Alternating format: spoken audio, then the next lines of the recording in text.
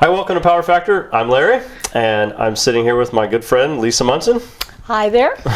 And Lisa is a local masterclass champion shooter, and we'll get into her background and her experience and all that stuff.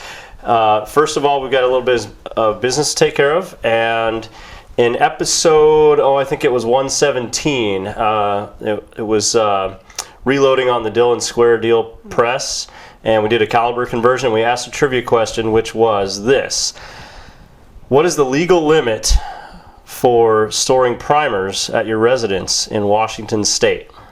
And now, I didn't really expect you guys to go and look up Washington State law, especially since this podcast is nationwide and even worldwide. We have some international viewers as well. But I'm amazed.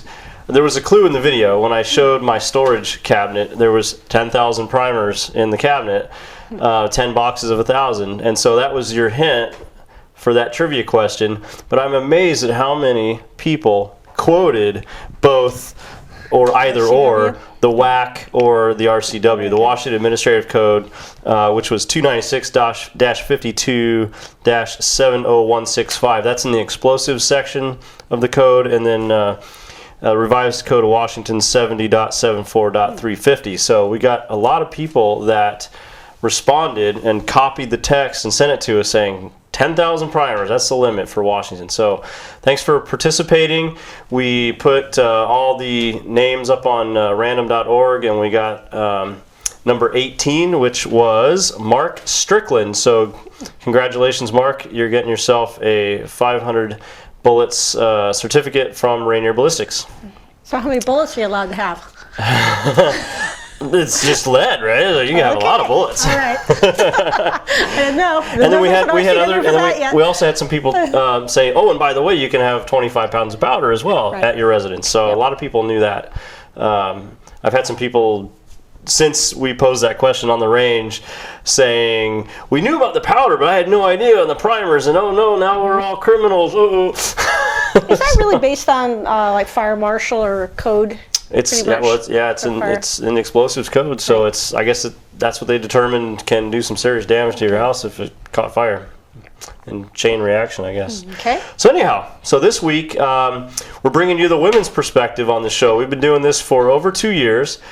I don't think we've ever had a woman on the show, and since I've joined the show, one of my ideas to get some episodes was to invite Lisa here, and it's been hard to pin her down because she is all over the country all the time. So maybe the wintertime here, I guess we're getting into spring, but it's maybe a little slower. Starts so we finally week. I'll be out of town next week. So we finally got her pinned down. So I'm nailing down Jello. So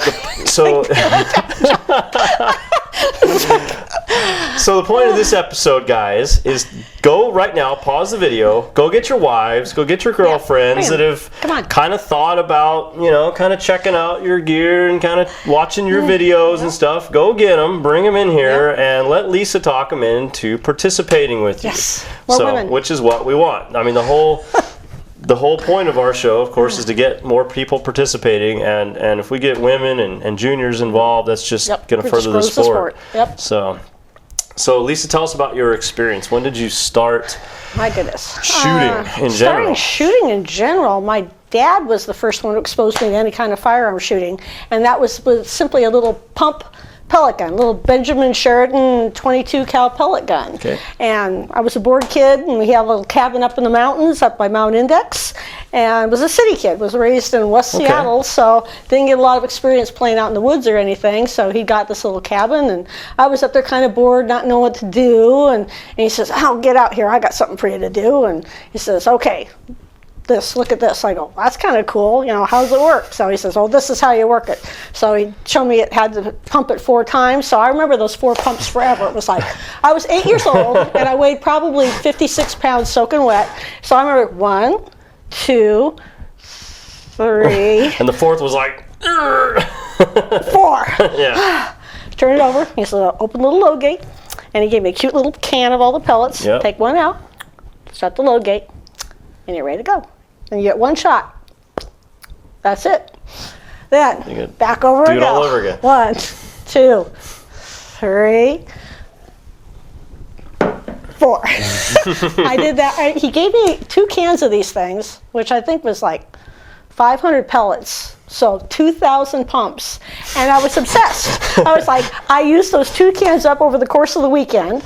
I remember, and what I had for a target was a Coke can.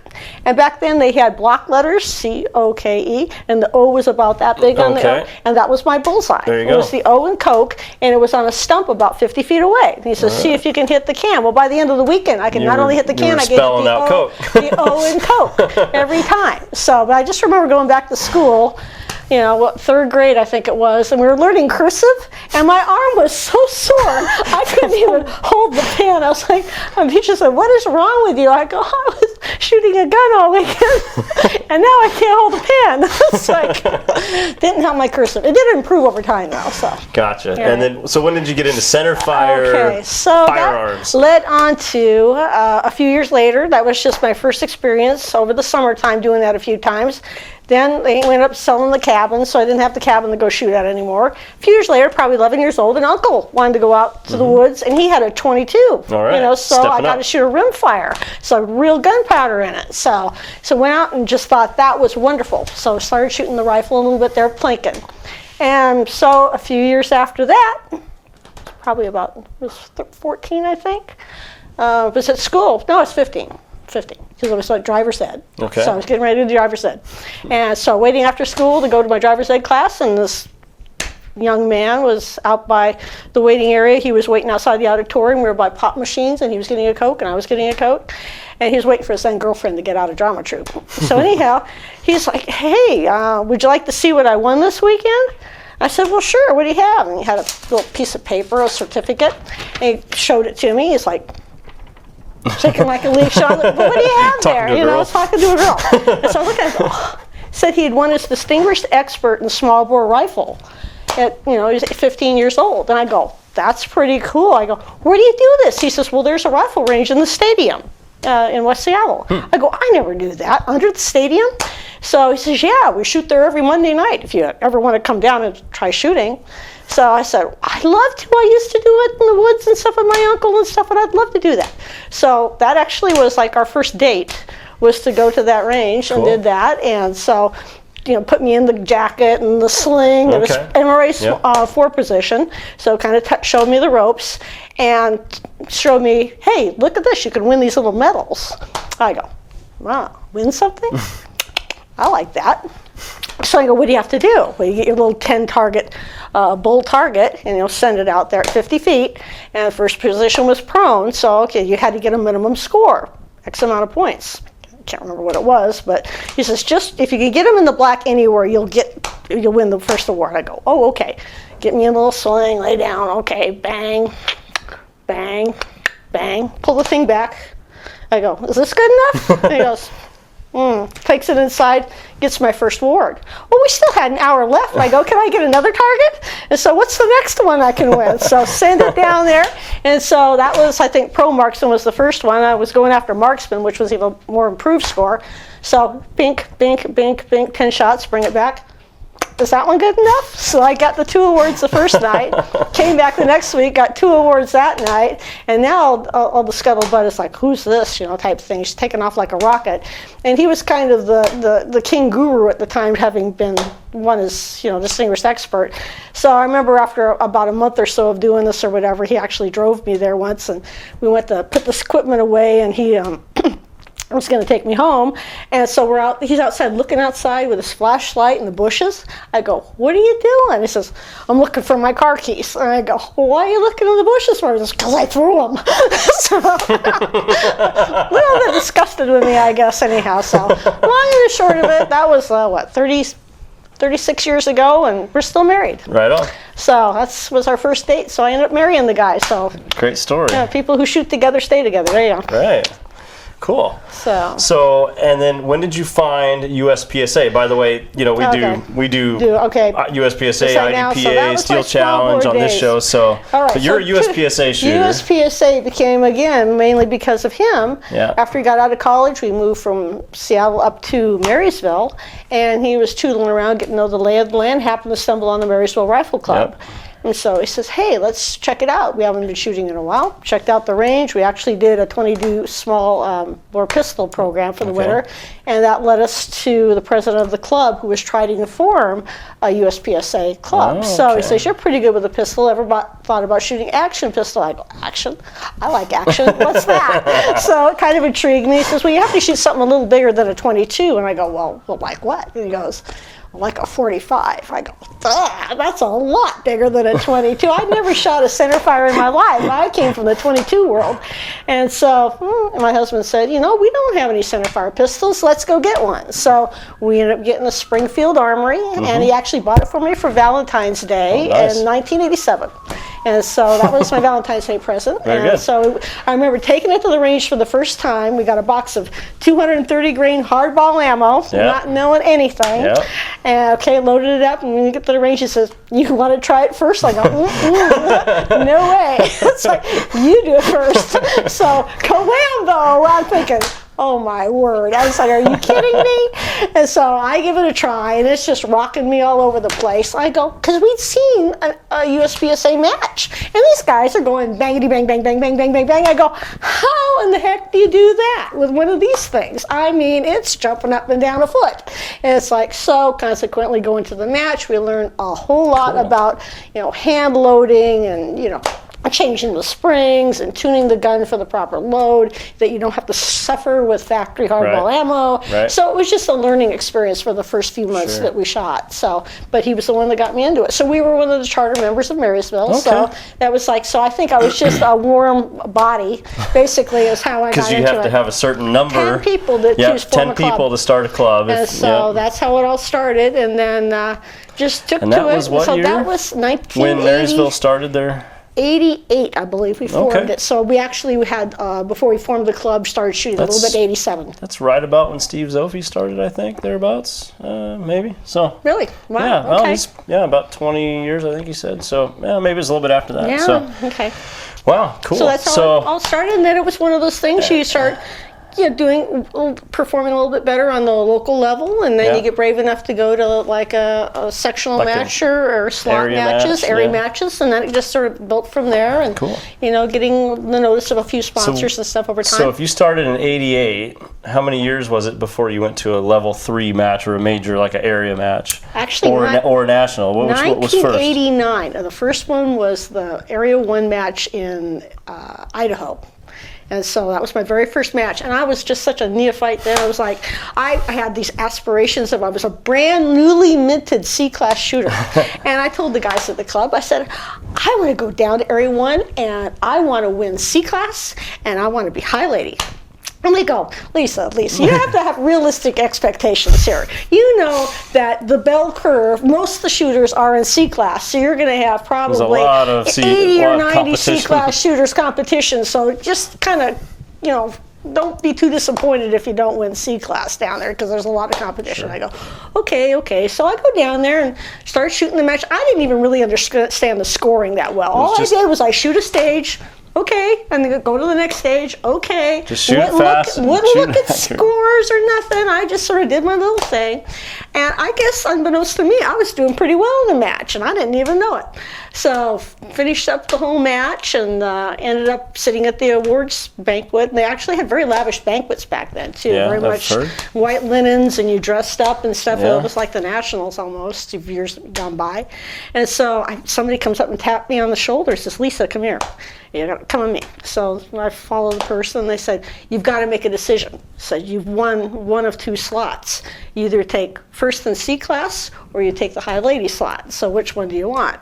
So I go running back to the table because we had a lot of Washington shooters at the match. And we, at that point, was really trying to get as many slots for people to be able to go to the national championships as we could. So talked to the guys at the table, what do I do? And they said, well, find out who the next couple people down behind you that you might be able to pass the slot on to another Washington shooter I see. if you make the proper choice. This is for our viewers. That's earning a slot to the nationals is what we're talking about, right? Yeah, earning a slot. So by taking the high lady slot, it probably wouldn't impact another shooter so much. But taking the C class, which to me was more prestigious, that was against all the men that were at the match. Right. I wanted to be the high C class shooter. And so I found out there was another Washington shooter who wanted to go, that I would be able to pass the slot, so I elected to take the high lady slot in lieu of and letting another person go to the nationals then. So Washington shooter, so that was great. So I think actually I shot 82% at that match as a C class shooter. Nice. So that's really good. Yep, that was pretty really good back in the day. So great. So I don't know if you've lost track, but I mean, just how many national titles have you got under your belt now? Right now, with all the various different divisions between the majority being limited or limited 10, a couple of single stack nationals, and one open title. So 12 total so far. Wow, good. So far. Very good. So far, and it's not over. It ain't not over yet. Ladies, she's still in the game. You got it. Yep. So, and you've been on the World Shoot team for the U.S. Right. How many times? 3 times now. 3 times, and the World shoots every 3 years, right? Correct. So, and when was the last one? It was like just in Greece. Yep. 2011? 2010. 2010. Okay. No, 11. I don't remember. 11. So another year or so before the next one comes around. Yeah. Which is going to be in Florida, right? Correct. Yeah. Cool. So I'm. It's not been in the U.S. since the mid '80s. Okay. Nice. So. Okay. Well, let's kind of change gears a little bit. Let's talk about the equipment that you use.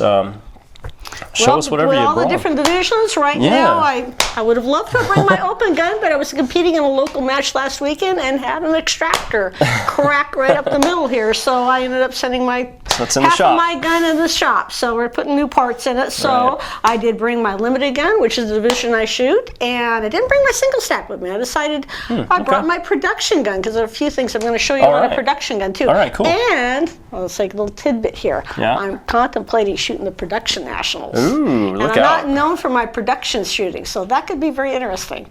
When you said you were bringing a production gun today, I thought, this is interesting. I've never seen you shoot one. Yeah. So here we go. So let's drag out your favorite one first. Well, my baby. My baby here. Oh, my limited gun. You want to see a version? Haven't held an STI in a while. Everyone knows I'm shooting Glocks these days, but yeah. Poor thing. I know. It's okay. I know. This too shall pass. So tell the viewers here what we're looking at here. Okay, this is an STI 40. Made by STI, all right. We have, it's Cameron Custom is the builder of it. They're down out of the Phoenix area, Glendale, Arizona. And I used to shoot for SVI was my former team, and they came up with what was called the sight tracker, which uses a Schumann hybrid barrel, but it's not ported. So the hybrid show the top of that to the camera. So you see the hybrid rib. There's a rib on the barrel. There's a corresponding cutout on the slide, and the front sight is mounted to the barrel, not the slide. That's what makes that unique. So what advantage do you get out of that? Well, the concept being that when it cycles, you're not having the sight move back and forth. The sight it stays static bouncing with all the around. barrel. Yeah. So you supposedly can recover the sight a little bit faster. I'm not necessarily sold on that. The cyclic action happens so quickly that I don't know if you can really perceive that or not. But there is one distinct advantage to it. By not having it reciprocate back and forth on the slide, it does not get jarred, and you don't lose your fiber. It doesn't get beat up. So you don't constantly, if it's on the slide, you're going to break fiber because there's just a little bit of a tip that you melt, and that can get fractured with all the beating and usually flies out. Sure. You know, you get maybe a few hundred rounds, 1,000 rounds, but eventually you will lose your fiber. And I've never lost a fiber. I'll change it out only because it gets dirty. Right. And it gets smoked up. Yep, same here on mine too. So other than that, it's awesome. And one other advantage I find, it's a little heavier barrel, so you have less reciprocating mass going here, and you lighten the slide. So the slide being lighter, a little bit more static weight up front. Weight, less reciprocating mass. So I find this a very soft shooting gun. I had an SV.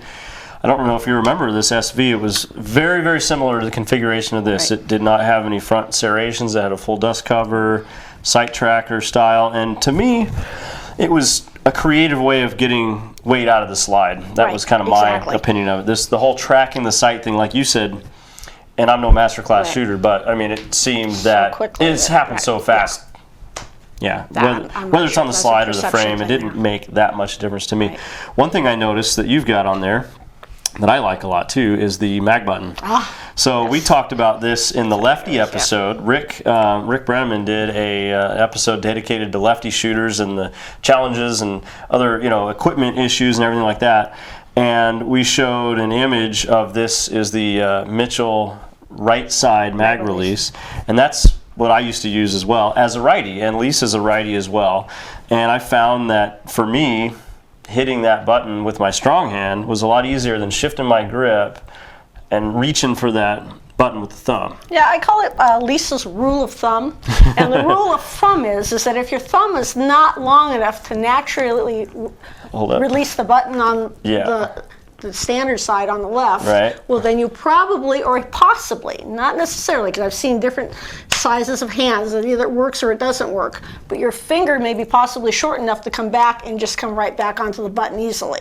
If you have exceptionally long fingers, this doesn't play well because you usually have to cant your finger about way too far back, and it's uncomfortable for those with long fingers. So predominantly if you have a shorter hand and smaller, like women would probably really like this style because they can just reach their finger back and hit it here. Yeah, and it's a real light button. It doesn't take a lot of effort. I'd say probably spring weight maybe 3-4 pounds. A couple pounds, not much. I mean, it's just breathing on this thing. Right. And the fact that it's in a position where, unless you intentionally want to hit it, you're probably not going to bump this button, where if you have it on the left side of the gun here, as you come up on a high grip, the potential is you're going to hit that button by accident. A lot of people, you'll see mags fall out. Once you get your good proper grip, you hit the button. And then the same thing goes for a table start. When the gun's laying on the table and that mag button is down against the table, and you go to grab the gun off the table and you mash the gun in the table and you lift up and the mags came loose, and you don't realize it until you come up on the gun. So I found that was another good cure for that problem as well. So that's cool. Otherwise, standard STI. Tri-tops. I have the long dust cover, again having more mass on the bottom so that keeps it more stable, but more weight taken off the slide. So less reciprocating mass, but stability on the bottom. And the slide's been lightened a little bit, not only with the rib, but it's tri-top. So instead of being round on top, it's cut with Once you do the hybrid, you see a lot of lightning cuts. They were doing the popple holes and stuff on the sides. You really can't do that with the hybrid because you've lost so much weight on that rib that you will probably crack it if you try to take any more weight off That's true. So if you have any front cocking serrations that need to be pretty shallow, you'll see that. I mean, from SV especially. But mainly the extra holes and stuff. You just when you start cutting holes, it's already got a big hole up front. So so anyway, interesting. Cool. Fun gun to shoot. I miss mine. You can always come back. Someday? Okay. Someday? All right, we're waiting for you. You're going to sell me that SV, right? With the Butler cut? No? No. I love all my guns. They're like children. I can't give them up. Okay, and so what about the holster and everything that goes with? Oh, right. Oh, I guess we can see that. So I run the CR Speed system. One of the key things with any belt system that you're going to run is you have to have a rigid belt. And what I love about the CR Speed is not only the outer belt rigid, the under belt is very rigid here. And so you're not going to get, and this is the basis of your whole That's the foundation of everything. This is the foundation of everything. Right. If your inner belt's wobbly, or if you try to use even a slide-through belt that goes through your belt loops, like a leather belt, and it's wobbly, everything's going to be wobbly. Right. So you have to have a rigid belt system. And the gun and the mags will not be where you expect them to be when you go for them, right? So that's a, race style, bikini style holster. It just grabs the gun by the trigger guard. Right, and I have a little bit of a cup to support the muzzle. Yep. Some of the newer holsters, variations, don't have a supportive cup. They just have the trigger guard area there, and it's just your preference of style as to what you want to have there. And there's a way to lock that so that it can't There's come out. There's a couple different versions. If you, in fact, I'll stick my gun in here, and I'll show you that. If we have straight up here is the unlock position. Just rock it back in. Easily comes out. If you come forward just a little bit, come over that little tang right there. I mean, jump off the Empire State Building here. That is not going to come out of there. What's kind of cool, you cheat it and go forward. And that's kind of a tweener thing. It gives you a little resistance. So if you're going to jump out of the back of a pickup truck or whatever they have you do, then you can just sort of snag it. And then you can yank it out of there. Yank it out. And that makes sense based on how the mechanism's designed. We're not going to get all into that, but it's really neat. But it gives you some options for how much tension you want to have on that then. So, yeah, cool. So depending on what you're doing, what kind of stunt you're performing. Right. So that's my favorite thing. Of course. Got to have stunts. Okay, and then you've got a production gun with you? Yeah, check it out. Check that out. All right. So, when we do our Babes with Bullets camps, look at this right out here. There. My Smith & Wesson M&P. Okay. Smith & Wesson is one of the main sponsors for the Babes with Bullets camps. So these are the guns that we provide the women who come to camp who do not have their own firearm, and the majority don't. They're brand new shooters who probably have never shot a gun in their entire lives. Great. Is that we get them going on the M&P. And this has worked very well for us. We shoot the 9mm there. Obviously, you're not having too heavy of a caliber for the women to start out with, but it's the minimum caliber that you can with USPSA. Yep, so that's minimum legal caliber. With. You better get used to it. Right?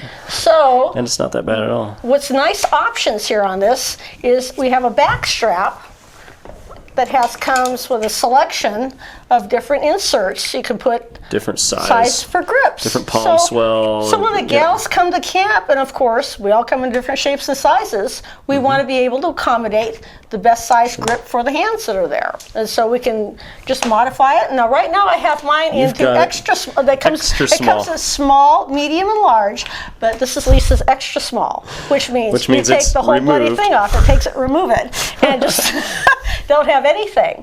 And one thing we're looking for when you're fitting a firearm, especially for a woman's hand, you obviously want the gun centered in the web of the hand here. When your finger is on the trigger, you want your trigger finger as flush as you can have. You don't want to hit the side or you're going to start pushing the gun. Too far through, you're going to pull the gun. But you want the tip of the pad of your finger right here flat on the face. Flat on the face. You also want to have a little bit of an air gap here. And that's the difficult part with a woman's hand, is that usually these guns are too big. You're going to have your hand flush against it, and when you work the trigger, even if your finger's flat, you're going to start pushing the gun. Because your finger is in contact with the frame. If you start bending your finger, you're just going to start pushing. Just the natural movement of the finger. Right. So trying to find a gun, you want to go and try guns in your hand at the gun shops and just see if you can have that little bit of airspace. I've got quite a bit with this one because of my no grip choice here, basically, on that. But the small works pretty well too on that one. So just food for thought there and options, but that's one of the big things women have to deal with, is that we're small, usually smaller handed, and trying to shoot guns that are fit for men. Right. So doing the best we can there. This also has the option of turning the mag release around to the right side, which I choose to do. Great. And so it doesn't take much more than a little pin being cocked around here and stuff to switch it out and put it back on the other side. Same part, just reverse it. Same part. Magazines are cut for either way. You see the two little cuts in the front. That's kind of your first indicator that's going to have a release in ambi. So there you go. Okay. And what kind of holster you run on this one? I'm running a Blade Tech on this one. Good deal. So this is another thing that the women are allowed to have here. The Blade Tech is called a dropped offset. Yep. So the women can have the dropped holster. As we stick it in there, we're allowed to have the back strap come down to the top of the belt here, where they don't preclude men from having this, but by having the rule of the front strap may be no lower than the top of the belt. I see. That eliminates the use for men to have that drop holster. And so occasionally at club matches, though, I'm seeing guys running these, and I go over there and tell them, I said, you go to any big matches, you're going to be called out on that one because you can't drop it. Okay. And as we find out with the There's women's, only so far you can go with it. Right. Yeah. But it does even the playing field a bit here, because women tend to be shorter waisted. Right. And it's the way our hips are built, our hand at side, if that gun is up at waist level here in the standard position, it is so far up that we're literally drawing up into our armpits. Right. Well, yeah. And so it has to come up so high that this makes it more of a natural draw and not having to can our bodies to get the gun up and out of the holster. I remember a rule. Is it still true that women could have a second belt lower than your waist? Slightly lower for like open and limited. But it's got to be in belt loops. Right. You got to sew on extra belt loops. And it can only go so far down on the But it's got to hip. be on your hips. Right. So if your waist is smaller than your hips, you can get a belt down on your hips. Like last year at the limited or production, I think there was a Russian woman that came with lowered belt loops in production, and they took her out of the match. I remember seeing that in the Front Sight magazine. So second, she was shooting very well. Randy Rogers won the match, but did give a recognition to the gal saying she shot awesome, and that could have very well won the match, but just was her gear and on her waist was what cost her the match. Right. So that's. Well, so you touched on the Babes with Bullets a little bit. Tell us everything we need to know about that and get our women viewers involved or informed with what the Babes with Bullets is all about. Well, Babes with Bullets has been a wonderful program to try to introduce new women to the sport of USPSA and get women in who are, for the majority, are like, have never shot a gun in their lives, are very scared usually when they come in, and they want to have the feeling of the nurturing atmosphere of having other female instructors and all female instructors be their coaches. Right. And so it becomes a big bonding session in a way. It's a 2.5-day program where it's like the ultimate USPSA safety check, basically, with a bunch of social activities involved in it too. So we basically would give them all that they would need to know with the USPSA safety check, and they become very familiar. A lot of repetitive motion, dry firing, everything. You become very familiar with the gun in 2.5 days. Very tired muscles too. Yeah. They're doing a lot of new exercises and stuff there. And on the last day, we actually have a 3 or 4 stage mini match where they get to apply all their skills and be very comfortable with the match format then. And where are these camps held? They are held all over the country. Every year we come up with a different choice of ranges that we use. We do have 2 home ranges.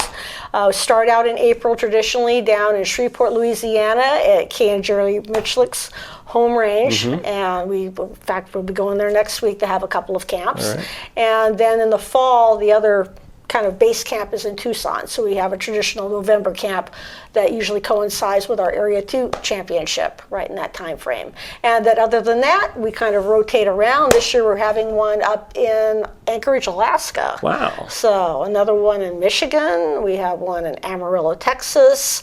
I think we're slated for one possibly in Kentucky. And I can't even, there's a couple more. I can't even remember where they're at. I'm going to do a class in Oregon, actually. So another one too. So. And about how many campers you call them, right? Or how many ladies come to the camp? Maximum, we try to keep it at about 30. And that minimally, to even have a camp there has to be at least 12 women. And so that would have 2 instructors. We keep it a ratio of 6 students to 1 instructor. And so we can kind of work around that. Typically, 24 would be a very common amount that we have at our camps. And so up to 30, and like I said, that's kind of pushing the limits. All depends on the facility we're using. We usually have facilities that have at least 3 bays that we work with, and we will try to put people in the proper skill set when we get there. We'll kind of determine what their skill set is, if they've had any other prior shooting experience. If they have, we'll put them with an instructor that will probably jumpstart a little bit, move ahead a little more of an intermediate class for them, and then the new shooters will still stay in the very beginning, work on the basics and stuff. So although the intermediates, even though they say if they have experience, we're still taking them from the ground, we're just moving a little faster pace. Okay. So. Cool. And so if you got 6 students to 1 instructor and up to 30 students at times, you've got how many instructors? 5 instructors. 5 instructors then. So who are all the instructors in this class? Anybody we know? We've got now Kay Mitchlick is the head instructor. I've been with the camp since the outset of this whole thing, so I'm a senior instructor. We have Deb Keyhart from the Tucson area, or Phoenix area. We have Sheila Hoekstra, who's she's become an up-and-coming shooter up in Michigan. We've got Maggie Reese of 3-gun fame. So we were actually having some 3-gun camps now. And she's one of our instructors for 3-gun. Interesting. And we have Sheila Bray, who's kind of a blast from the past. She was the first USPSA women's masterclass shooter back in the early 90s. So the first woman to achieve that, which was quite a milestone. And that's everyone's judged on the same scale. Women are lumped in with the men when it comes to classification, right? That's what I love about the sport too, is the fact that we can kind of subcategorize, and we're going for major titles at area matches or nationals. Yeah, you have your recognition in your category as the high female there, but I like how they do against the guys, and that the fact that you have a classification that is simply of the percentile. So men, women, no regard to that. It's just your performance.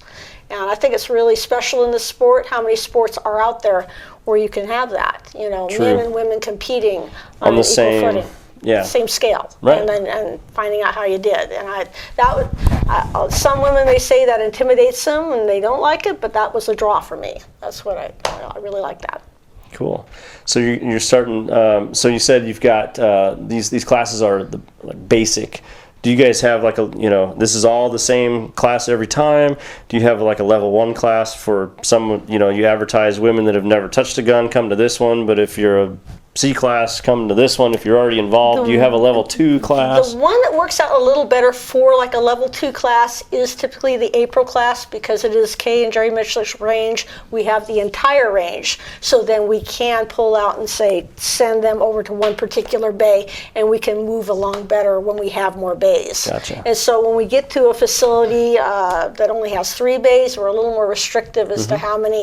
If we only have 4 or 5 women that would be maybe ready for that level of class, then sometimes we just don't have the area, facility-wise to do a pull-out. So our best camp for that is the April camp. Gotcha. Typically. And so you guys work out the schedule ahead of time, advertise it, and then we post it on the babes.com website, and you can look up where we're having camps. So you can and check the schedule. What's the full website?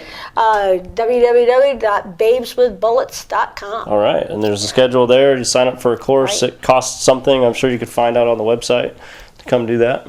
And so the camps are almost full this year, but I think we've had a few people recently drop out. There's always, when you have 30 women sign up for a class, somebody's either got a sick kid or had something, work issue come up, or couldn't get the vacation, so we have 2 or 3 drop out, usually closer to the camp. And if there's some availabilities, there might be a few left on some of the camps, but it's been amazingly popular here recently. Sign up, send them an email, get on the waiting list. Find out what's happening here, if we're in an area near you, and check it out. But it's a lot of fun. There's like I say, a lot of women bonding. That it becomes a social thing too, along with learning about the firearms. Women are social creatures, and they like doing this in a group format, and it's a lot of fun. And they share the experience together. So that's a great thing too. I mean, that's how we grow the sport. I mean, there's already enough men in the sport. I mean, don't get me wrong. If you haven't tried it yet, come on out. But bring your girlfriend, bring your wife. Exactly. You get a lot more people involved. If a guy's doing it, then the guy goes to do it, and then that's it. But if the wife does it, then most likely the guy's going to come along too, and then the kids might be coming out too. So my strategy is get my kid involved, and then the wife will want to come out to watch and then maybe participate. Maybe, okay. Okay. But we've seen that We're a few years out. We're a few years out. So. You know, we sometimes we'll get some that'll, you know, have watched for years, and they finally say, I can't stand it. I've watched this. I get it now. Yep. I can do this too. And so finally get them roped in because they've just watched for so long. I said, well, and then he said, I don't know why I didn't do this sooner. Exactly. And I should have done this years ago. And I said, yeah, you should have. Yeah. but welcome. Now that you're here, welcome in. Exactly. So. All the comers welcome. So fantastic. All right. So what else do we got? You got any other interesting shooting career? I guess the one thing that always stories. comes up that people always bring up is a stunt that I pulled. I think it was back in 1990 or 91, and it involved a farm tractor at the Nationals. This was back in Illinois, and the stage was, I think it was called Milking Time, and you had to start on like a two-legged stool, and so teeter-totter, and you were on. They had this Holstein cut out, you know, plywood cow. Your head was touching it. They had a glove underneath it that you were milking. Okay, so your head had to touch the cow. Awesome start position. On the start position, beep, you know, let go of the cow. Stand up, shoot over the top of the cow. There were several targets over the top. You had to run over to a stack of hay bales and shoot around those things and proceed your way over to this large actual farm tractor that they had. And so what they had there was this upside down rug where you could kneel on this, you know, and that you had to shoot very awkwardly underneath this tractor here. So you couldn't be prone upright. It was even lower than that, right? It was kind of one of those, you might have been maybe 18 inches off the ground type thing, very kind of low but awkward, and you know, it just wasn't comfortable. I think there was maybe three paper and one steel or something, like 7 shots that were shot awkwardly underneath this thing. And so back then we were allowed to preview stages in advance if you had the permission of the CRO to look at the stage. So this was the day prior to my squatted time to shoot it, and I was looking at the stage and asked the RO, can I go on the stage and look? Sure, come on. So go walking around, I asked the question, is there like a forward charge line underneath this tractor here, or where's the fault line? It said all rounds must pass under the tractor. So I said, where's the fault line? It's like, He says, well, there really isn't. I said, well, what if me and all my rounds that are on me passed under the tractor, stood up on the other side, and engaged the targets? I mean, that's a lot less awkward. I mean, it's just much more comfortable standing up. Yeah. And he said, let me find out. Let's so he call gets on the the radio and asks the question, and he goes, yeah, I don't see any advantage in it either. He says, little did he know. So anyhow, next day comes, and I'm getting on my hard shell knee pads, and the gals are like, what's up with this? She's up to something here. So I leave the cow, I shoot around the hay bales, and now I am just charging for this tractor. And they think, oh, is she going to stop? Or is she going to run into it? And so I just drop to my knees, slide underneath, pop up, pop, pop, pop, pop, pop, pop, ting, done. It's like she just disappeared underneath this tractor, and they're going, oh, what the heck? How'd you do that? And I think at the time, I had like the third fastest time. I think Jerry Barnhart got me by a little bit on that, so I'll spot him a little bit every time. But I really had an awesome time on the thing, so it was kind of, and I think shortly thereafter they came up with forward charge lines, and thy rounds thou shalt pass through the port, thou shalt not. The stage descriptions. So stage descriptions. So I was kind of like on the leading edge of that whole kind of thing there, so. The Lisa rule. That was the Lisa rule, yeah. There you go. So the rounds shall pass through the port, not the shooter. I got the area matches where they cut little holes in the wall that's maybe 6 inches square and like Lisa port or something like that, or you know, they try to get me at every turn. So I haven't forgotten that one, I guess. Right. So that was my claim to fame, my 15 seconds there. Sure. There you go. Sure, 15 seconds. Well, guys, I guess we're about to wrap it up. So. Hopefully you've enjoyed having a female talk to you this time instead of a couple of guys. Come on, gals, come on out. Come to the range. Come shoot. You know, join your husbands, join your boyfriends, go out to the range, watch it for the first time, but you know, get the gear. There you go. And start participating. And if your guys aren't interested in playing, but you are, you come out. Come on out. There you go. You don't need the boyfriend or the husband. No. Does your husband even shoot? with us. I don't know that I've ever seen him shoot. He shot. I've maybe met him a few times. USPSA for about 5 years. Okay. And then he determined, he was just so frustrated. He says, "How come whatever I shoot, it's..." So is he still throwing his keys in the bushes? Twice as long as you, and I just don't know what's taking me so long. So he's still throwing his keys in the bushes? Not really. I mean, he is such a good sport. He's been so supportive of me over the years, and just say, "This is more your game. You go have fun. You go do your thing." He shoots recreationally. He likes shooting a rifle, and he loves shooting shotguns. So he actually did competition trap for a number of years. A very good shotgun shooter. All right. But for now, the IPSC, he says, nah, not so much for him anymore. But I'll tell you, when my wonderful Cameron guys aren't working on my guns down south, and I need a quick, tweaking or tune-up, or some part needs to be fixed, my husband is very capable of helping keep my guns running. Oh, nice. I've appreciated that a lot, to have a local pit crew that will help me out before I head to a nationals or something. I go, "Oh my gosh, this isn't right." He says, "Don't worry, we'll get it out, we'll fix it." So it keeps me up and running. So it's great. Nice. It's great support staff. All right. All right, so moral of the story is, ladies, come on out. Come on out. You don't need to bring your boyfriend if he's not interested. If he's drinking beer, watching football, just come on out and shoot with us. Leave him there. Come on out. There you go. All right, so we're going to have a trivia question this week, and here it is. I think we're ready to go. All right, so the Babes with Bullets camp has 3 lead instructors: Lisa, Kay. Actually, 2 lead instructors. 2 lead instructors? Yeah. All right. Deb Ferns is our camp concierge. She's kind of our founder, and she's our spokesperson. She's kind of the match director. She basically runs the show. But. All right, so besides Debbie Ferns and Lisa Munson and Kay Michalek, name 3 instructors. Yep. Name 3 instructors with the Babes with Bullets, and that should be easy to find on their website. This is designed, of course, to drive traffic to the Babes with Bullets, and find the answer to the question. Send the answer to our email address, which is powerfactorshow@gmail.com. Now, let me remind you again of the rules of the trivia question. So we do it like Car Talk. So the show comes out on a Monday, and you've got a full week until the next Monday when the next show comes out to get the question in. So you don't have to be the first one to answer. You got a full week to get the answer. Email it to us. We'll put you on the list. We'll randomize the order on the computer and randomly pick a winner, like we announced at the beginning of this episode. That's how we do it. So now there's a bit of a twist this week.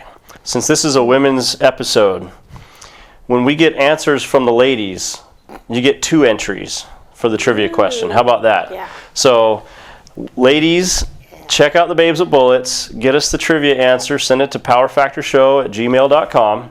You'll get 2 entries instead of just 1. So double your chances to win 500 free bullets from Rainier Ballistics.